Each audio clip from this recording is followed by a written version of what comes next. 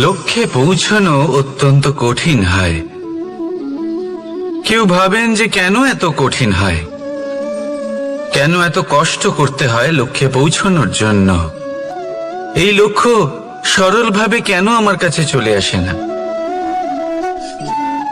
চলুন আপনাকে একটা কথা বলি, যদি আপনার লক্ষ্য কঠিন না হয় তাহলে তাকে পাওয়া আপনার পক্ষে অসম্ভব হয়ে উঠবে। লক্ষ্যে পৌঁছানোর এই রাস্তায় আপনি যে কড়া রোদের সম্মুখীন হন, যার থেকে আপনি দূরে পালাতে চান, সেই রোদ আপনাকে প্রেরণা যোগায় যে আপনি এগোতে থাকুন। ভাবুন একজন যাত্রী যে কিনা নিজের লক্ষ্যের দিকে যাচ্ছেন, সেই পথে উনি যদি একটু ছায়া পেয়ে যান আর উনি ওখানে বিশ্রাম নেন, তাহলে তার সাথে তার ভাগ্য গভীর নিদ্রায় সেখানে বিলীন হয়ে যায়। তাই এই পরিশ্রমের করা রোদের থেকে কখনো দূরে পালাবেন না। জীবনে শুধু সামনে এগোতে থাকুন দৃঢ়তার সাথে।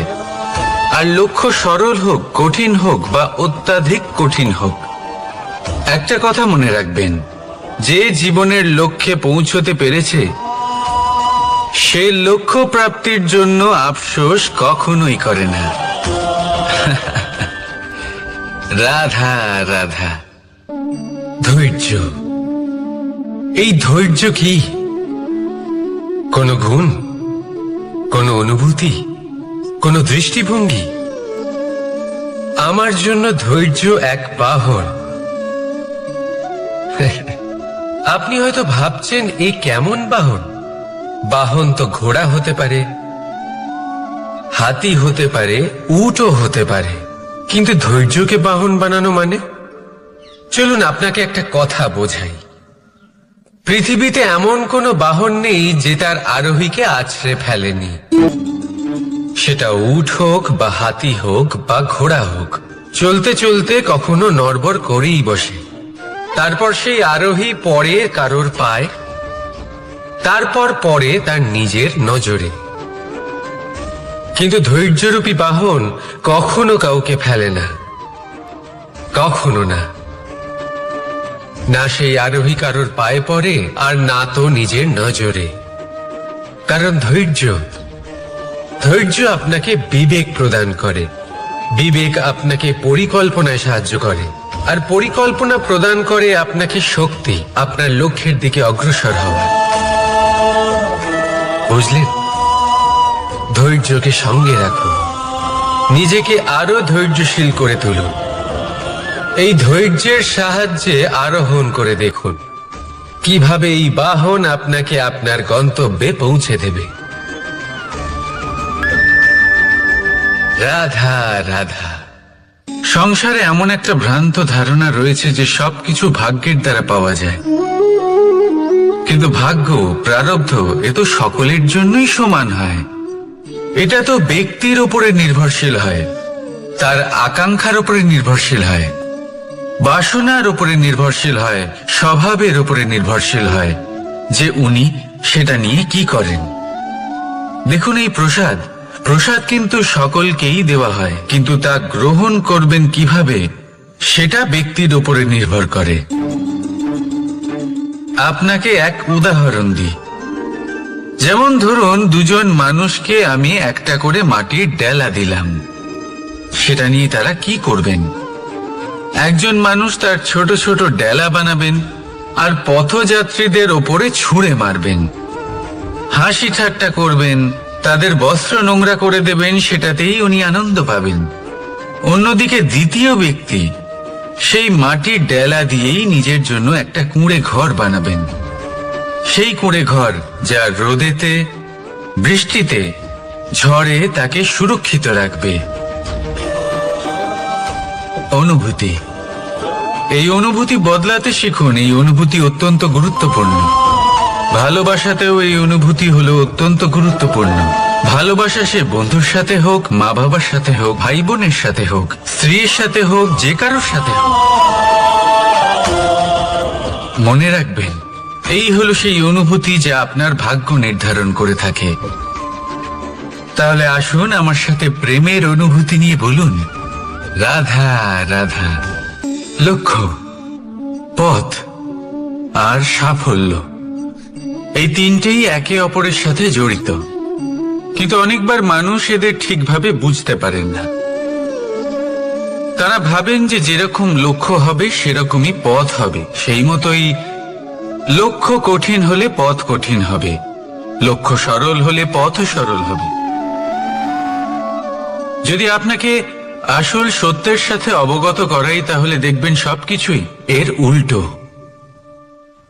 লক্ষ্য নিজের পথ বানায় না, পথ সেটাই যেটা আপনি স্বয়ং নির্বাচন করে আপনি নিজে বানান। সেই অনুসারেই আপনি আপনার লক্ষ্যে পৌঁছতে পারবেন। সেই জন্য জীবনে যখনই লক্ষ্যে পৌঁছানোর পথের বিষয়ে আপনি কোনো সিদ্ধান্ত নেবেন, তাহলে তা ভেবে চিন্তে নেবেন, কারণ এই পথ অত্যন্ত গুরুত্বপূর্ণ। পথ যদি শুভ হয়, তাহলে লক্ষ্য আপনা থেকেই শুভ হয়ে যায়। তাহলে আসুন আমার সাথে ভালোবেসে বলুন, রাধা রাধা। ভাগ্য আর কর্ম, এই দুই এমন শব্দ যাকে ঘিরে সমগ্র সংসার। কেউ বলে আমার ভাগ্যে এটা ছিল না, যা পেলে আমার জীবন অন্যরকম হতো। কেউ বলে আমার গত জন্মের কর্ম নিশ্চয়ই এমন ছিল, যে কারণে এই জন্মে এরকম ভাগ্য পেয়েছি আমি। এসব বাদ দিন আর একবার শান্ত চিত্তে ভাবুন। আপনি বুঝতে পারবেন যে ভাগ্য আর কর্ম এই দুই এই জন্মের। তফাৎ শুধুমাত্র এটাই যে যদি ভাগ্যের কথা বলা হয়, তাহলে আপনি এই ভাগ্যের থেকে যত বেশি আশা করবেন, তত বেশি নিরাশ হবেন আপনি। কারণ এই আশা আপনাকে কর্ম করা থেকে আটকায়। যদি কথা বলা হয় কর্মের, তাহলে নিজের কর্মের প্রতি যত বিশ্বাস রাখবেন, তত বেশি সফলতা আপনার কাছে আসবে। তাই একটা কথা মনে রাখবেন, ভাগ্য আপনার কর্ম নির্ধারণ করে না, কিন্তু আপনার কর্ম আপনার ভাগ্যকে অবশ্যই নির্ধারণ করে। রাধা রাধা নাম কত সাধারণ একটা বিষয়। প্রত্যেক মানুষ যে জন্ম নেয়, তাকে একটা নাম দেওয়া হয়, যা সে পেয়ে থাকে তার মাতা পিতার দ্বারা, না হলে তার গুরুর দ্বারা, বা কোনো আত্মীয়ের দ্বারা, বা কোনো কাছের মানুষের দ্বারা। এই নামের সাথে সে আস্তে আস্তে বেড়ে ওঠে। কিন্তু এটাই কি সেই নাম? এই নামই কি সবকিছু? কখনোই নয়। একটা নাম সেটা যা আপনি জন্মের সময় লাভ করেন, যে নামে আপনি কর্মের পথে অগ্রসর হন। আরো একটা নাম সেটা যা আপনি আপনার কর্মের দ্বারা অর্জন করেন। আর এই নামেই আপনাকে সবাই যুগ যুগ ধরে মনে রাখে। আপনার আসল নাম সেটা নয় যা আপনাকে জন্মের সময় দেওয়া হয়েছিল। আপনার আসল নাম সেটা যেটা আপনি আপনার কর্ম দ্বারা লাভ করেছেন। কারণ সেই লাভের পেছনে প্রচুর প্রয়াস লুকিয়ে থাকে, অনেক পরিশ্রম লুকিয়ে থাকে। কিন্তু যদি আপনি চান যে মানুষ আপনার নাম মনে রাখে, তাহলে আপনাকে কর্মের পথে অগ্রসর হতেই হবে। শুভ কর্ম করতে হবে, অনর্গল চেষ্টা করে যেতে হবে, মহান কাজ করতে হবে। আর বিশ্বাস করুন, আপনি একটা মহান নামের ফল অবশ্যই লাভ করবেন। রাধা রাধা। আমি এখানে একা এই বনে বসে আছি, বাঁশি বাজাচ্ছি। কার জন্য? কে আছেন এখানে? কেউ নেই।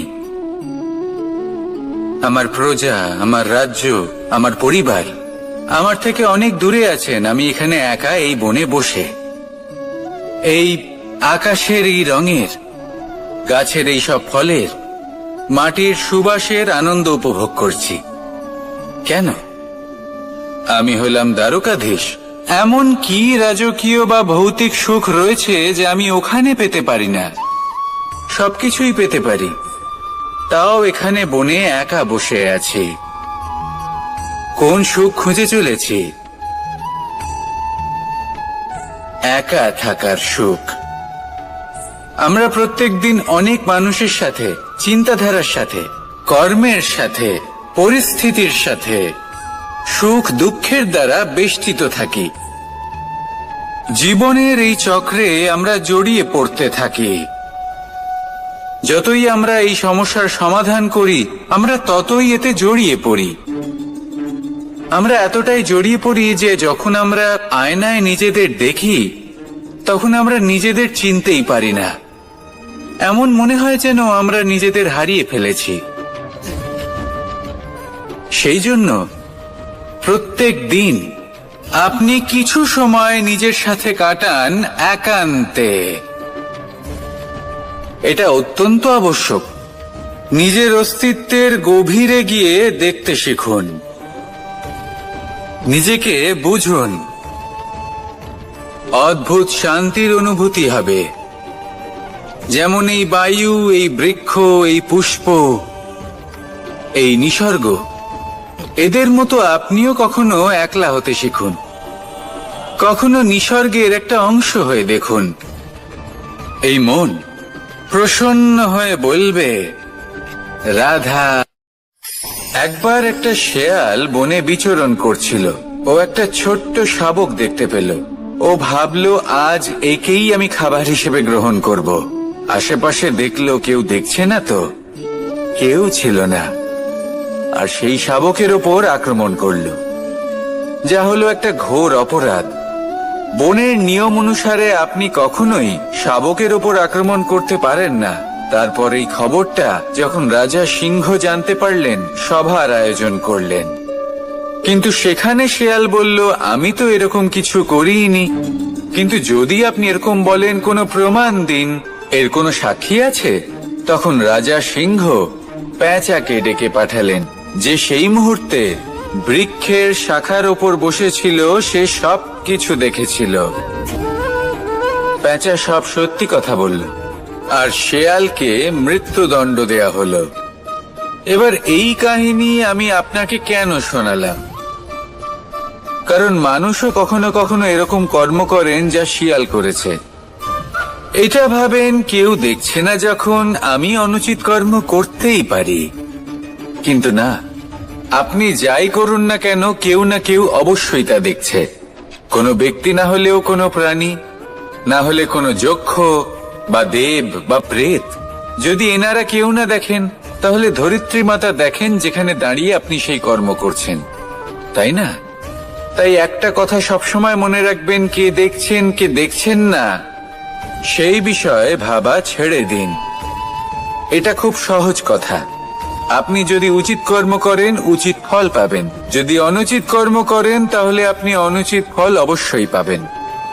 সেই জন্য উচিত পথে চলতে থাকুন, উচিত কর্ম করতে থাকুন, আর আমার সাথে ভালোবেসে বলুন, রাধা রাধা। বাহ!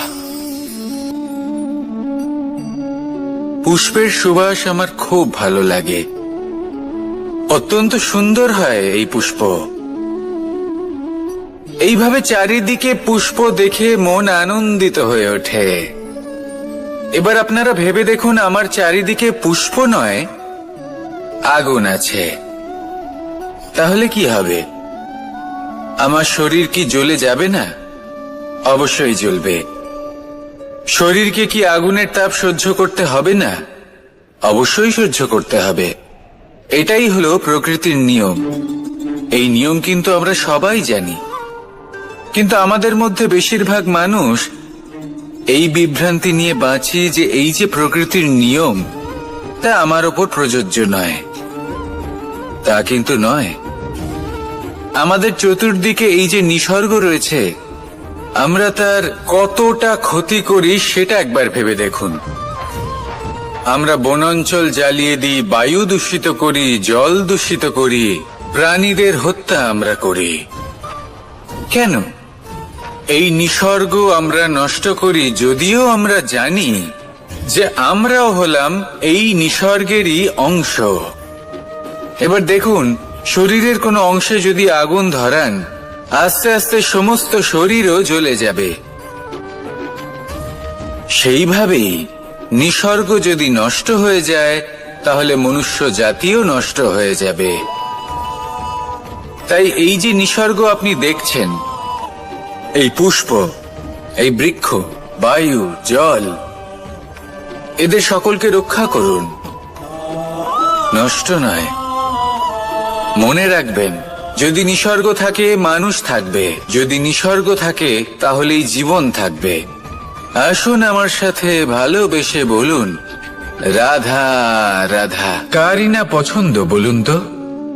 অত্যন্ত সুস্বাদু হয় এই মধু, মিষ্টি খেতে হয় এবং তা শক্তিও প্রদান করে, এবং প্রত্যেকটি মিষ্টি পদার্থের মতোই এতেও খুব তাড়াতাড়ি পিঁপড়ে ধরে যায়।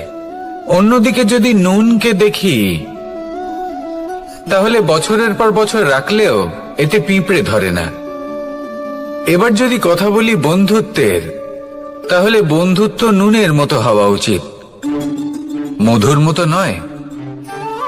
যারা সামনে এলে শুধুমাত্র মধুর মধুর কথা বলবে, পরে এতে পিঁপড়ে ধরে যাবে, এটা নুনের মতো হওয়া উচিত। প্রকৃত বন্ধু হলো সে যে সময় এলে পরে আপনার সামনে আপনার প্রকৃত সত্য তুলে ধরবে, তা সে যতই কঠিন হোক না কেন। আপনার দোষ, আপনার অপগুণ, আপনার খামতি আপনাকে বলতে পারবে, যাতে আপনি সেগুলো শুনে মেনে নিয়ে তারপর নিজেকে শুধরোতে পারেন। এটাই হলো প্রকৃত বন্ধুত্ব। কখনো নিজের জীবনের আশেপাশে মন দিয়ে দেখবেন, অনেক সময় এমন মানুষ থাকেন, অনেক বন্ধু থাকেন, যাদের দেখে আমাদের মনে হয় যে এনারা খুব কঠোর, এনাদের কথা খুব কটু। কিন্তু বেশিরভাগ এমন মানুষের মনটা যদি বুঝতে পারেন, তাহলে দেখবেন তাতে কোনো মালিন্য নেই, এনাদের মন অত্যন্ত পবিত্র হয়। যদি আপনার জীবনে এমন কোনো ব্যক্তি থেকে থাকে, এমন বন্ধু থাকে, তাহলে তাদের আগলে রাখুন আর আমার সাথে ভালোবেসে বলুন, রাধা রাধা। যতক্ষণ আমরা এই সংসারে জীবিত, ততক্ষণ আমাদের সাথে সবকিছু থাকে, আমাদের ধন, সুখ স্বাচ্ছন্দ্য, আমাদের মিত্রগণ, আমাদের পরিবার, এই সমাজ, এই সবকিছু আমাদের সাথে থাকে। যেদিন আমরা এই সংসারকে ত্যাগ করব, এদের মধ্যে কেউ আমাদের সাথে যাবে না, না ধন, না স্বাচ্ছন্দ্য, না সম্পত্তি। এই সকল মানুষ, এই সমাজ, এরা শুধুমাত্রই শ্মশান পর্যন্ত আমাদের সাথে থাকতে পারবেন। তারপরে যদি আমাদের সাথে কিছু যেতে পারে, তাহলে তা শুধুই আমাদের ধর্ম। আর এই সংসারে আমরা নিজেদের যে সুনাম রেখে যাই, সেটা সম্ভব শুধুমাত্র কর্মের দ্বারা। সেই জন্য সংসারে যতদিন পর্যন্ত জীবিত আছেন, যদি কিছু অর্জন করতে চান, তাহলে ধর্ম অর্জন করুন, ধর্মের বিষয়ে স্পষ্টতা অর্জন করুন এবং কর্ম অর্জন করুন। এটাই হবে আপনার অতীত এবং এটাই হবে আপনার ভবিষ্যৎ, এবং এটাই সকলকে প্রেরণা প্রদান করবে। আসুন আমার সাথে ভালোবেসে বলুন, রাধা রাধা। কোনো যাত্রায় যাব বলে মনে করি, তখনই আমরা প্রস্তুত থাকি আসন্ন বিপদের জন্য বা সংকটের জন্য। যেমন যদি আমাদের মনে হয় যে আজকের পরিবেশ খুব ঠান্ডা হবে, তাহলে আমরা গরম বস্ত্র ধারণ করি বা সেটাকে সাথে নিয়ে যাই। যদি মনে হয় যে বৃষ্টি হতে পারে বা বৃষ্টি হয়ে চলেছে, আমরা দেখছি, তাহলে আমরা একটা ছাতা সাথে নিয়ে নিই। আমরা প্রস্তুত থাকতে চাই এবং এটাই উচিত, এবং সেই কারণেই আমরা যাত্রায় সাফল্য লাভ করি। কিন্তু যদি আমরা কথা বলি জীবনযাত্রা নিয়ে, যা কিনা সব থেকে বেশি গুরুত্বপূর্ণ, তাহলে তার জন্য আমরা পূর্ণরূপে প্রস্তুত থাকি না। আশেপাশের মানুষ, এই সমাজ, আমাদের সাথী, আমাদের মিত্ররা যে কোনো মুহূর্তে বদলে যেতে পারেন। সেই জন্য আমরা নিজেদেরকে কখনো সাবধান করি না, কখনোই নিজেদের প্রস্তুত করি না। আমাদের এটা কখনোই মনে হয় না যে এরকম হতে পারে, আর সেই কারণেই শেষে গিয়ে আমরা অত্যন্ত দুঃখ পাই। একটা অমূল্য শিক্ষা আছে যেটা আমাদের লাভ করা উচিত। সতর্ক থাকা উচিত। এই জীবনযাত্রার জন্য শুধুমাত্র এই পরিবেশের বিষয়ে তথ্য সংগ্রহ করা বা তাকে অনুমান করা এটুকু হলেই চলবে না। আমাদের আশেপাশের মানুষজনকে দেখতে হবে, তাদের স্বভাব পরিস্থিতির ওপর নজর রাখতে হবে। যখন তারা রং পাল্টাচ্ছেন নজর রাখতে হবে, তা অত্যন্ত আবশ্যক। পরিবর্তন আপনার জীবনে অবশ্যম্ভাবী। সঠিকভাবে তার সম্মুখীন হন। আসুন আমার সাথে ভালোবেসে বলুন, রাধা। যদি আমি আমার চোখ বেঁধে কোনো একটা নির্দিষ্ট দিকে নিজের সমস্ত শক্তি প্রয়োগ করে ছুটে যাই, তাহলে কি হবে? আমি কোথাও ধাক্কা খেতে পারি, নিজের ক্ষতি করতে পারি, কোথাও পড়ে যেতে পারি, তাই না? অর্থাৎ এটা নিশ্চিত এই কাজ আমার করা উচিত নয়। কিন্তু আজকের দিনে প্রত্যেকটা মানুষ এই কাজই করছেন, তাই না? কোনো কাজ করার পূর্বে সেই কাজের বিষয়ে সম্পূর্ণ তথ্য কোথায় সংগ্রহ করছেন? শুধু এটুকু জানেন যে এই কাজটা করলে কত ধন অর্জন করবেন আর কত নাম হবে, আর ব্যাস সামনে এগিয়ে যান। এটা উচিত নয়। পূর্ণরূপে যে কোনো কাজ করার আগেই সেই কাজের বিশ্লেষণ করে নেওয়া উচিত, তা বুঝে নেওয়া উচিত, এবং সেই বিষয়ে অবশ্যই খেয়াল রাখা উচিত যে আপনার শরীর এবং আপনার মন এই কাজ করার জন্য কি প্রস্তুত রয়েছে। যদি তা না হয় তাহলে প্রথমে নিজেকে শুধরে নিন, তারপরে সেই কাজ করুন। যদি এইভাবে জীবনে সামনে এগোন তাহলে সাফল্যের সম্ভাবনা জীবনে অনেক বেশি বেড়ে যাবে। তাহলে এটাই করুন আর আমার সাথে ভালোবেসে বলুন, রাধা রাধা। দেখতে গেলে এই সংসার বড়ই সুন্দর, কিন্তু আসল সত্যি এটাই যে সংসারে সবকিছু নশ্বর। যেটা কাল ছিল তা আজ নেই, যা আজ আছে তা কাল ছিল না, আর যা আজ আছে তা কালও থাকবে না। প্রত্যেক মানুষকেই যথাসময়ে কালের কাছে মাথা নত করতে হয়। এই রূপের বিনাশ করে বার্ধক্য, প্রাণের বিনাশ করে মৃত্যু, আলস্য, ঈর্ষা ধর্মের বিনাশ করে, আর ক্রোধ বিনাশ করে সম্পর্কের। কিন্তু এরকম একটা অনুভূতি আছে যা একাই সমস্ত গুণ বিনাশ করতে সক্ষম হয়, আর সেটা হলো অহংকার। তাই জ্ঞানকে নিজের কাছে আসতে দিন, কিন্তু অহংকারকে কখনোই নয়।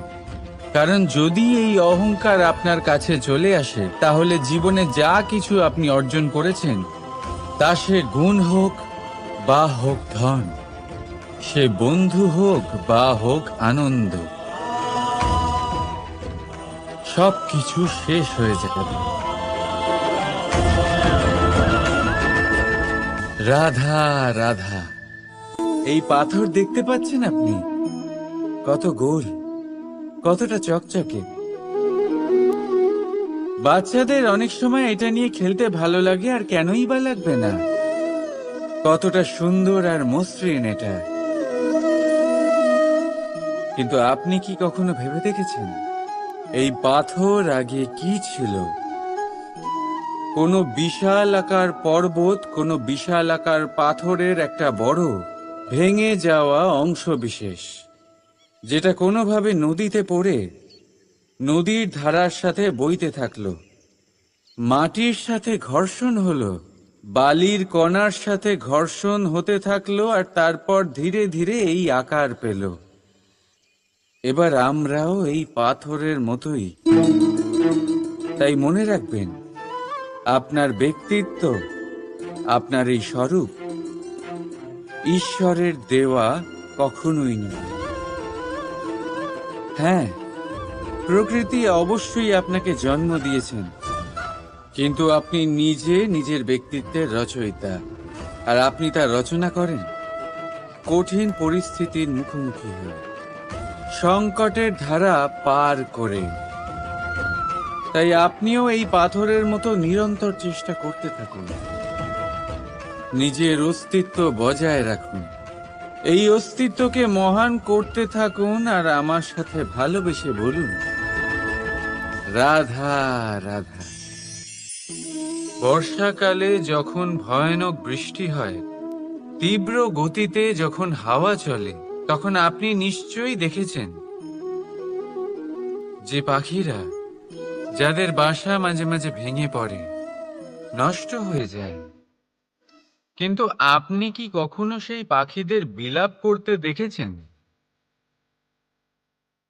কখনো নয়। যখনই সেই বৃষ্টি থেমে যায়, তারা আবার একটু একটু করে খড়কুটো জোগাড় করে তাদের বাসা বানিয়ে ফেলে। নিজের সংসার সেই রকমই বানিয়ে দেয় যেমন আগে ছিল। এমন কেন? কারণ এই ঝড়ের তাণ্ডবের সাথে সেই পাখিদের কোনো বোঝাপড়া করারই নেই। তারা শুধু সেটাই করতে থাকে যেটা তাদের হাতে আছে, আর সেটাই হলো, আর এটাই হলো সুখী জীবনের মূল মন্ত্র। যেটা আপনার হাতে নেই তা নিয়ে বিলাপ করে আপনার কোনো লাভ হবে না। মনোসংযোগ তাতেই করুন যা আপনার হাতে রয়েছে। যা বদলে গেছে তাকে আপনি আবার বদলাতে পারবেন না, কিন্তু যা আপনি বদলাতে পারবেন তাতে মনোসংযোগ করুন। এই জীবনে একটু ধনাত্মক হয়ে উঠুন, দেখবেন সব শুভ হবে। রাধা রাধা।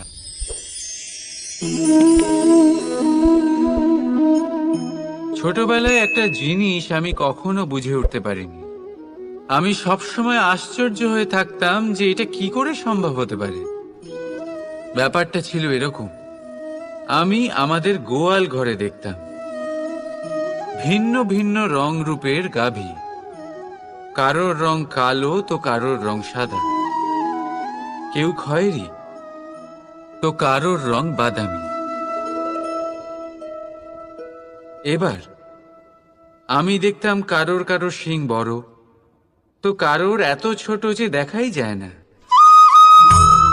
কোনো গাভী আকারে ছোট ছিল তো কেউ একটু বড়। কিন্তু যখন সেই সব গাভী দুধ দিত, তখন আমি দেখতাম সেই সব দুধ সমান, রং সমান, স্বাদ সমান, গুণও সমান, আর সমান পুষ্টিও। এবার আমি এটা বুঝতে পারতাম না। আমার দৃষ্টিতে তো সমস্ত গাভী আলাদা আলাদা ছিল। আমি ভাবলাম আমি মাকে জিজ্ঞেস করি। মাকে জিজ্ঞেস করলাম। মা আমাকে বললেন, কানাই, রং রূপ পাল্টালেও গাভীদের বাস্তবিকতা তো পাল্টায় না। গাভী তো গাভীই থাকবে। এবার আমি এটা বুঝতে পারি না যে মানুষ এটা আত্মসাৎ কেন করতে পারে না। দেখুন, রং, রূপ, জাত, ধর্ম, ভাষা, এই সবের উপরে হলো মনুষ্যত্ব। আর মনুষ্যত্বের একটাই ধর্ম, আর সেটা হলো প্রেম। তাই এই প্রেম আপনি সকলের সাথে ভাগ করে নিন। প্রেমের সাথে সকলের সেবা করুন। এই মনুষ্যত্বর অমৃত চেখে দেখুন, আর আপনি বুঝে যাবেন যে আমরা কেউ আলাদা আলাদা নই। আমরা সবাই সমান। রাধা রাধা। সাগর, কত বিশাল হয় এই সাগর! কি না করতে পারে এই সাগর! এক মুহূর্তের মধ্যে সব ধ্বংস করে দিতে পারে, প্রলয় ডেকে আনতে পারে, সংসার মুছে ফেলতে পারে। এই সাগর জীবন জ্যোতি নিভিয়ে দিতে পারে। কিন্তু এই সাগর যা মেটাতে পারে না, তা হলো একজন তৃষ্ণার্তের তৃষ্ণা। অন্যদিকে এই ঘোড়া, যা এতটাই ছোট যে গোপিনীরা একসঙ্গে অনেকগুলো নিয়ে চলতে পারে, কিন্তু এই ছোট ঘোড়া অনেকের তৃষ্ণা মেটাতে পারে। এবার বলুন, জল সাগরেও আছে, আবার এই ঘড়াতেও। তাহলে পার্থক্য কোথায়? এখানে পার্থক্য হলো তাদের আচরণের মধ্যে। একজন মাটির মধ্যে মিষ্টি জল ধরে রাখে, তো আরেকজন নিজের নোনা জলের আঘাতে যে কাউকে মাটিতে মিশিয়ে দিতে পারে। আপনি কি হতে চাইবেন? সাগরের নোনা জল হয়ে কারোর আশা চূর্ণ বিচূর্ণ করে দিতে, নাকি মিষ্টি জলের ঘড়া হয়ে কারোর তৃষ্ণা মেটাতে? সিদ্ধান্ত আপনার। রাধা রাধা। কতবার এমন হয়, আপনি কোনো কাজ করার জন্য কাউকে দায়িত্ব দেন, কিন্তু সেই ব্যক্তি সেই কাজ সম্পন্ন করতে পারে না, অসম্পূর্ণ রেখে দেয়, অথবা ঠিকভাবে করতে পারে না। এবার এই পরিস্থিতিতে কি হয়? আপনি ক্রুদ্ধ হয়ে যান, তার উপরে আপনি রেগে যান, তাকে তিরস্কার করেন, আর তারপরে সেই কাজ সম্পন্ন করতে আপনি নিজেকেই নিযুক্ত করেন, আর শেষ পর্যন্ত সেই কাজ সম্পন্ন হয়েই যায়। এবার এই বিষয়ে সমস্যা সেই ব্যক্তির চেষ্টায় নয়, সমস্যা আপনি যে সেই ব্যক্তিকে ভরসা করলেন তার ছিল। আমরা অন্যের প্রতি ভরসা করাকে প্রথম পদক্ষেপ বানিয়ে দিই, আর নিজের উপরে বিশ্বাসকে শেষ সম্বল। কিন্তু তার বদলে এটাই হওয়া উচিত যে নিজের উপরে ভরসাকে আমরা প্রথম পদক্ষেপ বানাই, তাকে নিজের সহায় মানতে হবে। যদি আপনি এমন করেন, তাহলে পরিণাম আরো সুখকর, আরো আনন্দদায়ক হবে। তাই মনে রাখবেন, এই সংসারে আপনার সব থেকে বড় ভরসা আর কেউ নেই। এই সংসারে আপনার সব থেকে বড় রক্ষাকর্তা আর কেউ নেই, বরং আপনি নিজেই। রাধা রাধা। আসুন আপনাকে একটা প্রশ্ন করছি, সোনা আর লোহার মধ্যে তফাৎ কি? এবার বেশিরভাগ লোকের উত্তর এটাই হবে যে সোনা বহুমূল্য, সোনার মূল্য লোহার থেকে অনেক বেশি। এটা ঠিক, কিন্তু আমাদের এটা ভোলা ঠিক হবে না যে সোনা আমাদের সাজগোজের কাজে লাগে, আমাদের আরো বেশি সুন্দর দেখায়। অন্যদিকে লোহা সেই সৈনিকদের ঢাল ও তলোয়ার হয়ে তাদের রক্ষা করে, যারা আমাদের প্রাণকে রক্ষা করেন। এই সৈনিক না থাকলে আমাদের প্রাণও থাকবে না। এবারে বলুন, সোনার মূল্য বেশি হওয়াতে কি লোহার মূল্য কমে যায়? কখনোই নয়। ঠিক সেইভাবে এই জীবনে আপনি যতই চেষ্টা করুন, কিছু না কিছু এমন থেকে যাবে যা আপনি কখনোই পাবেন না, আর সেই কারণে নিজেকে অক্ষম মনে করা অনুচিত। হতে পারে আপনার কাছে সেই গুণ আছে যেটা সংসারে আর কারোর কাছে নেই। সেই গুণটাকে চিনুন, সেটাকে বাড়ান, আর সেটাকে ব্যবহার করুন। তাই মনে রাখবেন, সংসারে প্রত্যেকটা ব্যক্তি বিশেষ হয়, আর এই সংসারে সবাই সবকিছু পায় না। নিজেই দেখে নিন, সোনাকে যে দোকানে সাজিয়ে রাখা হয়, সেই দোকানের তালা লোহা দিয়ে তৈরি হয়। রাধা রাধা। সংসারে সব থেকে বেশি দামি কি, সব থেকে বেশি মূল্যবান কি? কেউ বলবে সোনা, কেউ বলবে রত্ন, কেউ বলবে মুক্ত, কেউ বলবে মানি। এগুলো কতটা মূল্যবান? ধরুন, কিছু সোনার মুদ্রা দিয়ে আমরা মুক্ত কিনতে পারি, কিছু মুক্ত দিয়ে একটা মানিক, কিছু মানিক দিয়ে কিনতে পারি একটা হিরে। কিন্তু এই জগতের সমস্ত ধন খরচ করেও একটা জিনিস আমরা কিনতে পারবো না, আর তা হলো একটা মুহূর্ত। কি হলো? সত্যি সামনে এসে গেল। সত্যি হলো এটাই যে জগতে সব থেকে বেশি মূল্যবান সময়, সেই সময় যেটা আমরা এমনি নষ্ট করে দিই অকাজে, কখনো কোনো আশাতে, কখনো শোক করে, কখনো ঘটে যাওয়া দিনের কথা ভেবে, তো কখনো ভবিষ্যতের চিন্তাতে। এই সময়ের সদ্ব্যবহার আমাদের করা উচিত।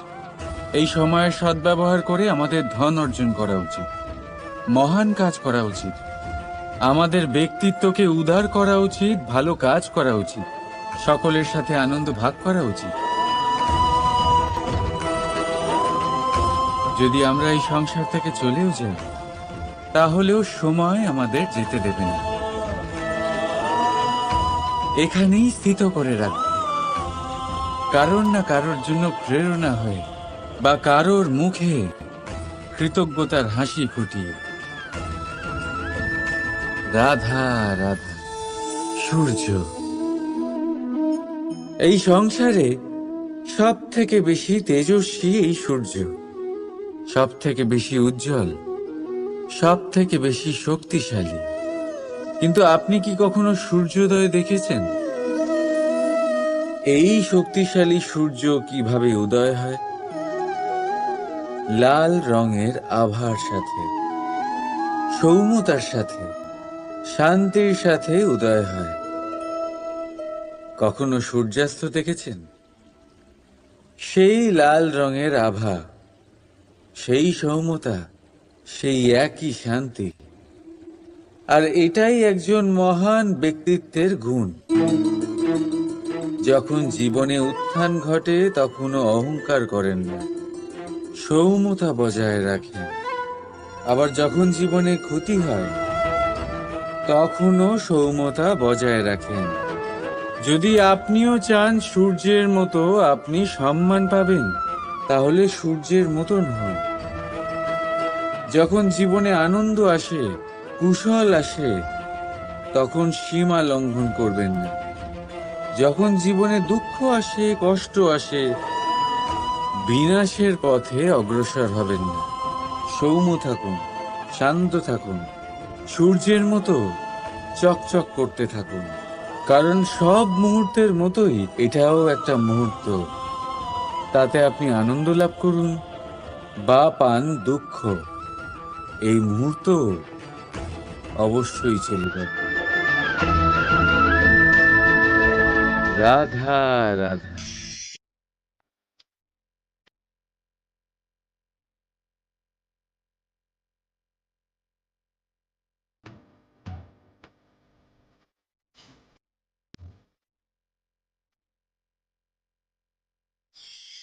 আপনি ওই কথাটা নিশ্চয়ই শুনেছেন, যখন ভগবান একটা দরজা বন্ধ করেন তখন অন্যদিকে অনেক দরজা খুলে দেন।